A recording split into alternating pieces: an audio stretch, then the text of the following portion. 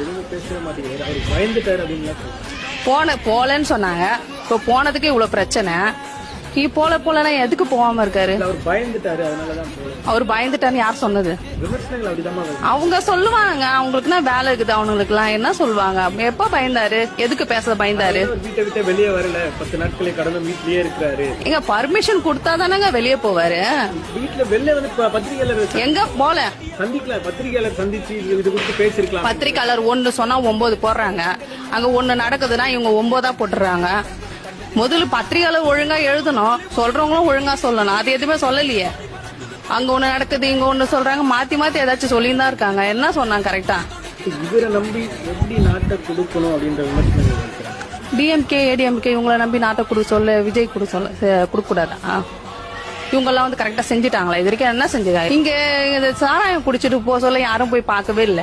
விஜய் என்ன செய்யறாரு, விஜய் ஏது செய்யறாரு, அவர் எங்க போறாரு எங்க போறாரு, அவங்க பின்னாடி சுத்துறது இவங்களுக்கு சரியா இருக்குது. இது வரைக்கும் என்ன செஞ்சிருக்காங்க இவங்க? இங்க ஜெயிச்சாரு, என்ன செஞ்சிருக்காங்க?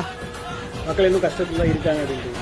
ஏன் இங்க இருக்கவங்க எல்லாரையும் கேட்டு பாருங்க, கஷ்டத்துல இருக்காங்க. என்ன செஞ்சிருக்காங்க? ஒண்ணு ஏதாச்சும் செஞ்சேன் அது செஞ்சு சொல்லுங்க. சிறப்பான ஆட்சி நடக்குது, மீண்டும் திமுக ஆட்சி வரும் சொல்றாங்க. 34 தொகுதியில 200 தொகுதியே வந்து மறுபடியும் கை போட்டுருவான்னு சொல்றாங்க. அது எப்படி சொல்றாங்க? சொல்றாரு சிறப்பான. அவரு சொல்லுவாரு. அவரு என்ன செஞ்சாராம்? சொன்னதெல்லாம் செஞ்சிட்டாராமா?